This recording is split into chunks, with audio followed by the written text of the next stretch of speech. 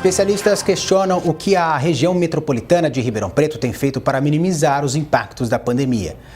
A União de Municípios conseguiria muito mais recursos dos governos estadual e federal, a exemplo de Franca, que aumentou os leitos com essa iniciativa. A região metropolitana de Ribeirão Preto é composta por 34 municípios. Foi criada em 2016 para traçar políticas públicas integradas que beneficiem a população de todas essas cidades.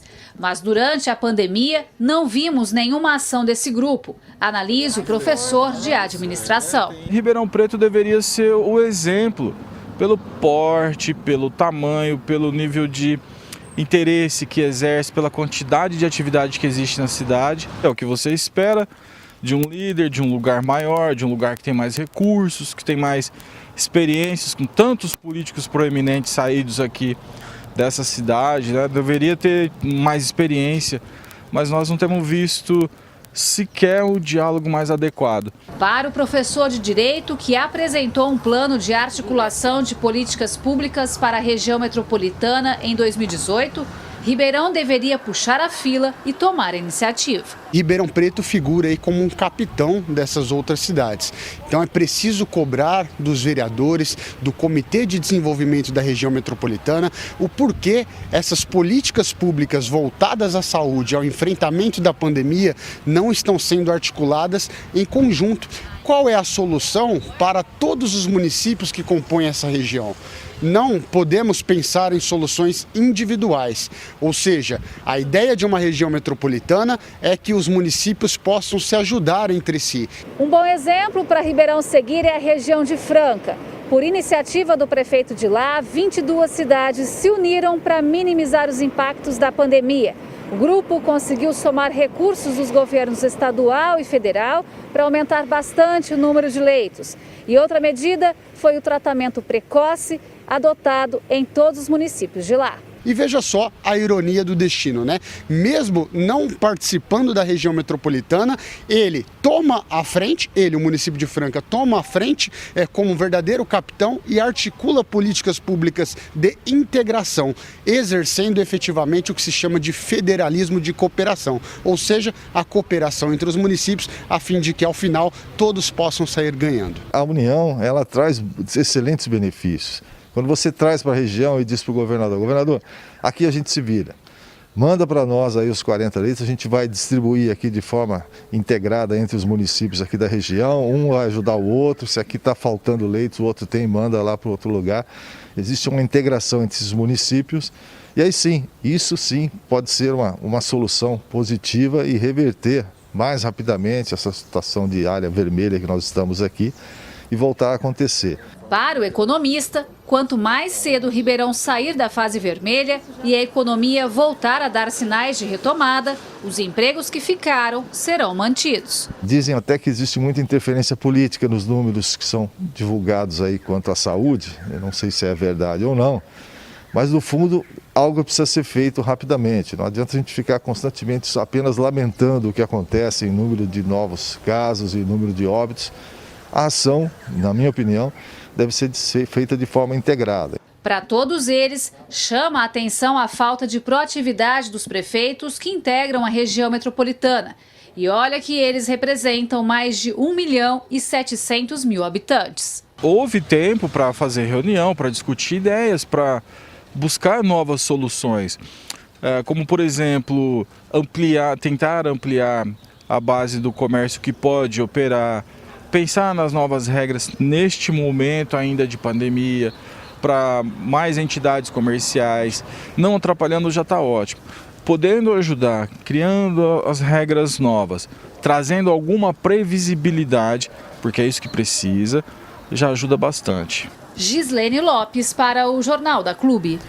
A Prefeitura de Ribeirão Preto declarou que os municípios que formam a região metropolitana se reúnem constantemente para o debate de ações conjuntas de enfrentamento à pandemia. Neste mesmo sentido, mantém contato frequente com o governo do estado em busca de recursos para a abertura de novos leitos e ampliação de número de respiradores. Ressaltou que trabalha para fortalecer a estrutura de saúde e que ampliou em mais de 200% o número de leitos de UTI desde o início da pandemia.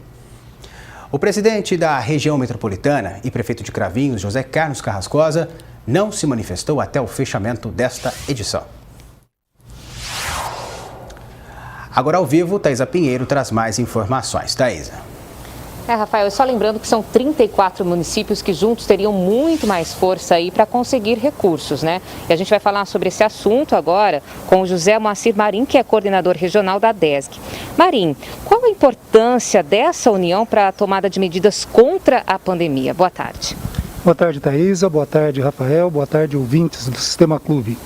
Bom, o importante de uma região metropolitana é justamente essa reunião de forças. Mais importante que a reunião de forças para solicitar alguma coisa é a reunião de forças para fazer um planejamento adequado. Compras poderiam ter sido planejadas conjuntamente. Enfim, uma região metropolitana tem uma força muito maior do que uma cidade isolada. O que a gente mais viu, né, durante esse tempo todo foi justamente a falta de diálogo entre os prefeitos, que é tão necessário nesse momento. Sem dúvida nenhuma, essa região metropolitana ela foi montada em 2016, ela começou a se reunir em 2017, então de 2017 a 2020 ela não evoluiu muito. Ela é dirigida pelo Conselho, que são os 34 prefeitos da região, e o presidente do Conselho é o prefeito municipal de Ribeirão Preto, Duarte Nogueira, a quem compete a convocação e a orientação dos trabalhos. A reunião dessa região metropolitana é extremamente importante porque uma série de coisas poderiam ter sido resolvidas em conjunto.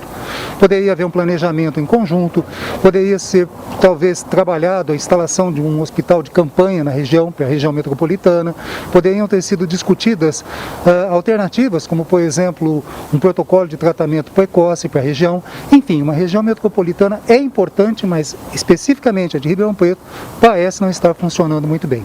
Então é fato, né, Marim, que a cobrança conjunta tem muito mais força.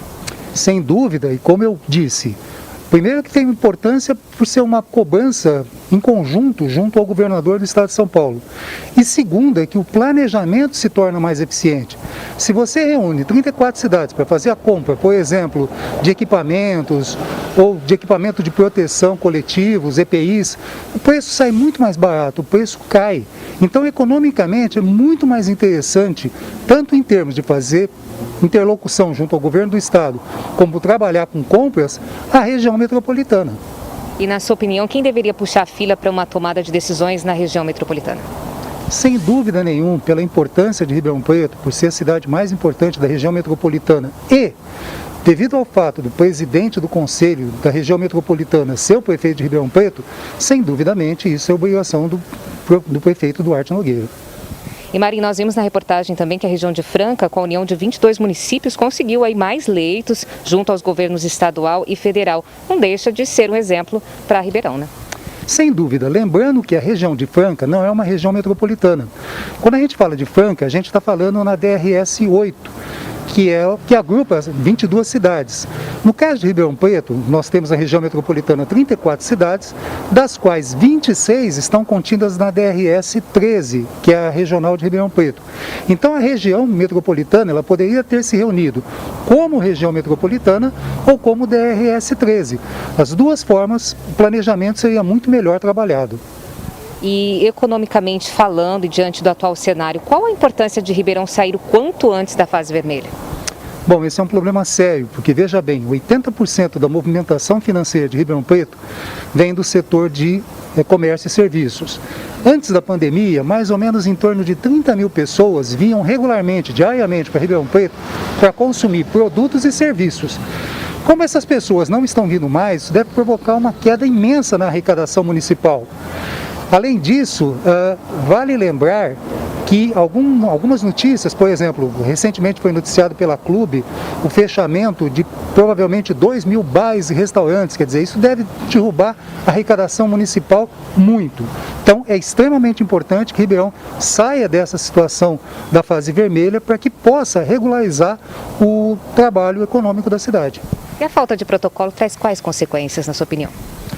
Bom, quando a gente fala em protocolo, a gente pode estar falando num protocolo de tratamento precoce. Nessa situação, a gente tem exemplos bem marcantes. Por exemplo, quando a gente fala no estado do Pará, em Belém do Pará, você tem uma situação extremamente interessante. Ou, interessante não seria a palavra adequada, uma situação particular. Você tinha em julho 2.900 óbitos, em junho 1.200 e em maio 2.900, em junho 1.200 e agora em julho 450 óbitos. Qual a razão disso? Bom, eles adotaram o protocolo de tratamento precoce com hidroxicloroquina e adotaram o tratamento do protocolo colapso, que eles chamam, que é uma somatória de antibióticos, corticoides, anticoagulante, e isso aparentemente, pelo menos pelos dados, resolveu o problema em Belém do Pará. Ok, Marinho, obrigada então pela sua participação aqui no Jornal da Clube e daqui a pouco eu volto então com outras informações. É com você, Rafael. Até já, Thaisa.